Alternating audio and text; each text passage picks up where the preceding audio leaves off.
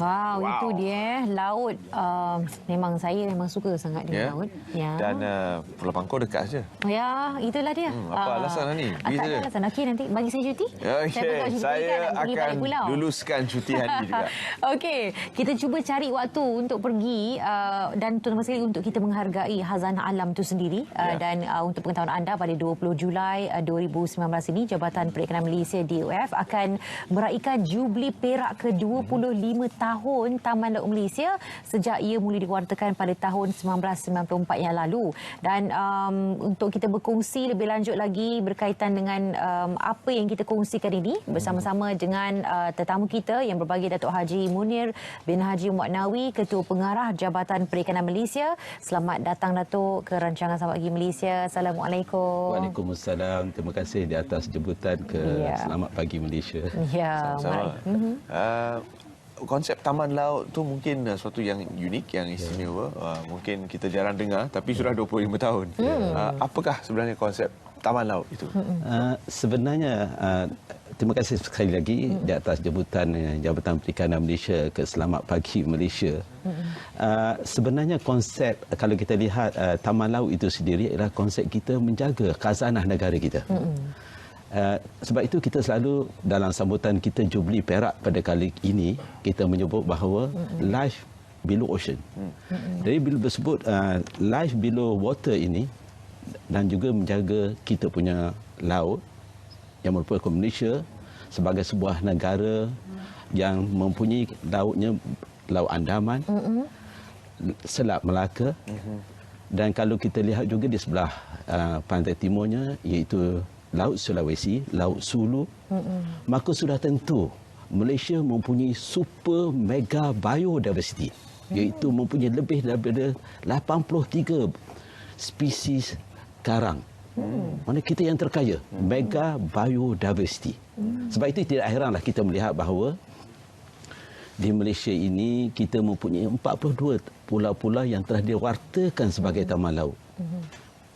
Itu dia namanya mega biodiversity. Wow, itu dia. Jadi walaupun disebut sebagai mega, tapi kalau tak dipelihara, tidak ada usaha ke arah itu, makanya ia akan lama-lama berkurangan kan. Jadi kan itulah perlunya ada taman laut ini dikatakan. Okey, jadi untuk berkaitan dengan secara ringkas berkaitan dengan sambutan Jubli Perak ke-25, apa antara pencapaian terbaik taman laut setakat ini? Sebenarnya matlamat utama kita mengadakan hari bertemu pelanggan, itu sempena dengan menyambut 25 tahun Taman Laut, itu Jubli Perak. Yang paling penting ialah untuk meningkatkan kesedaran tentang tahap kesedaran bukan hanya rakyat Malaysia tetapi di rantau ini.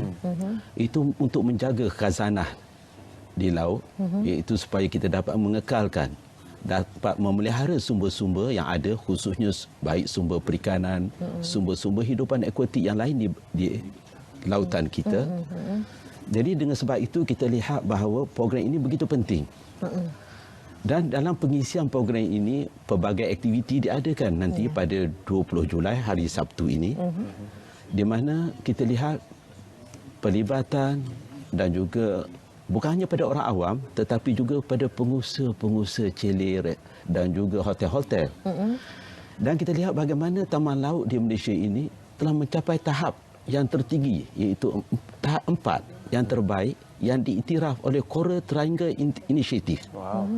Ini merupakan satu kejayaan yang besar. Yang usaha-usaha yang telah dibuat oleh negara kita dan juga kerajaan dalam menempatkan ataupun meletakkan aras taman laut negara kita satu aras yang tertinggi dan diiktiraf oleh Coral Triangle Initiative. Itu badan yang begitu ternama dalam menguruskan sumber-sumber, dalam melihat sumber-sumber di dunia ini. Ya, baik. Dan difahamkan akan dilangsungkan di Pulau Tioman pada kali ini. Kenapa Pulau Tioman menjadi pilihan? Sebab seperti saya sebut tadi, Tioman merupakan pulau yang agak bukan hanya unik, mempunyai penduduk selama lebih daripada 3,000, iaitu kira-kira 3,500.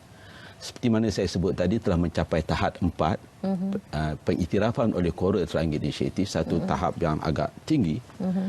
Di samping itu kita lihat memang Pulau Tioman terkena sangat terkenal bukan hanya pada pengunjung tempatan tetapi juga di peringkat serantau ini dan juga peringkat antarabangsa. Maka sudah tentu Tioman merupakan satu destinasi yang terbaik. Datuk, mungkin kita juga boleh selami sedikit tentang kesedaran orang ramai, rakyat Malaysia sendiri tentang pentingnya terumbu karang, pentingnya coral ini kepada kehidupan kita. Datuk telah pun menyebut ada lebih kurang 50 spesies terumbu Lebih daripada 83. lebih daripada 83 spesies terumbu karang coral di sekitar kawasan laut perairan negara. Adakah kita sedar tentang itu? Itulah sebabnya dengan program hari yang kita kata hari menyambut Jubli Perak Taman Laut ini, kita laksanakan, pihak kerajaan akan laksanakan, jabatan di perikanan akan laksanakan di Pulau Tioman. Saya percaya rata-rata terutamanya golongan-golongan muda di peringkat sekolah lagi, saya percaya Taman Laut begitu tidak asing bagi mereka. Cuma agak menjadi satu perkara yang kita rasa mungkin tidak asing, tetapi mereka tidak mengetahui sebenarnya apa matlamat sebenarnya Taman Laut itu sebenarnya. Sebenarnya Taman Laut ini ditubuhkan untuk menjaga sebagai part of the marine protected area untuk menguruskan sumber, bukan hanya sumber perikanan negara, tetapi juga dari segi biodiversity macam saya sebut tadi. Saya sebut Malaysia dengan kedudukan kita sebagai sebuah negara yang mempunyai laut berhampir dengan Laut Andaman, Selat Melaka, Laut Sulu, Laut Sulawesi dan sebagainya, Laut Cina Selatan, maka sudah tentu kita mempunyai kepelbagaian biodiversity. Sebab tu saya sebut tadi lebih daripada 83 spesies coral yang popular di dunia ini ada di Malaysia. Maka sudah ini menjadi satu khazanah negara yang amat penting dengan nilainya, dan tidak sah wajarnya khazanah ini kita biarkan begitu. Itu dia, nampak tu. Laut bukan tong sampah. Dah tulis jelas-jelas itu supaya orang lebih faham. Tapi itulah kita punya isu sekarang ialah dari segi aspek kesedaran dan kalau masyarakat itu masih lagi kurang dari segi aspek itu. Dan kalau kita boleh kongsikan juga berkaitan dengan pelibatan orang awam dalam program-program Taman Laut ini, macam mana mereka boleh libatkan diri?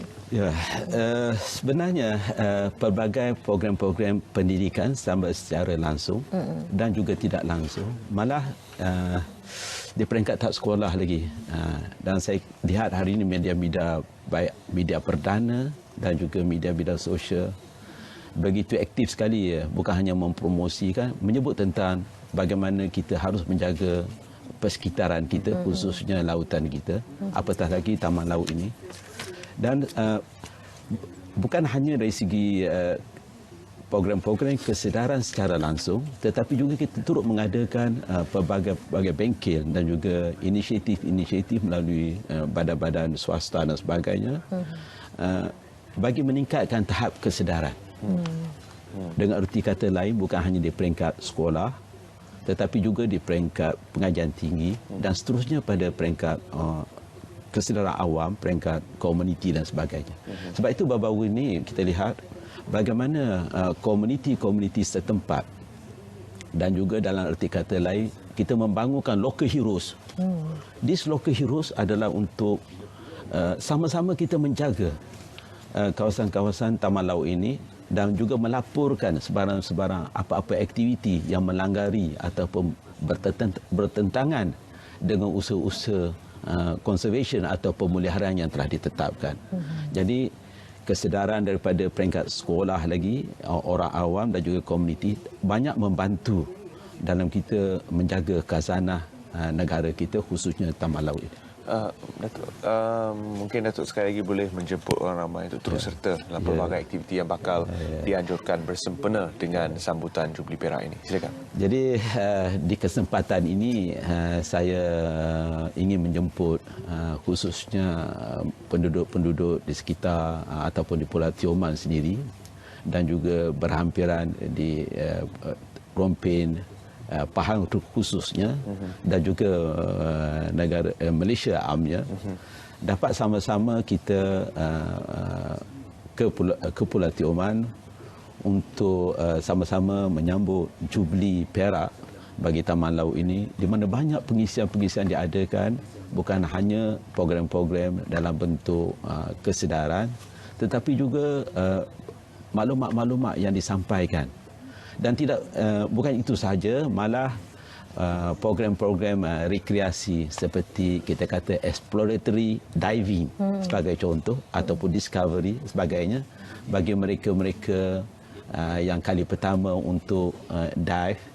Dan juga kita juga turut mengadakan program-program snorkeling dan sebagainya. Di samping itu juga untuk melihat bahan-bahan pameran yang berkait dengan Taman Laut itu sendiri. Banyak program di samping itu, termasuk sukan nikah dan sebagainya. Baik, terima kasih Datuk Haji Munir kerana sudi bersama kami dalam Selamat Pagi Malaysia. Kita ucapkan selamat berjaya dalam penganjuran sambutan Jubli Perak yang cukup bermakna ini. Selalunya ada sambutan Jubli Perak berkenaan bangunan dan sebagainya, tapi ini sambutan ke arah menjaga khazanah kita untuk khazanah negara yang berterusan. Jangan lupa pada hari Sabtu ini 20 Julai 2019 bertempat di Pulau Tioman. Okey, membuka ruang seluasnya kepada masyarakat di pusat Taman Laut Pulau Tioman.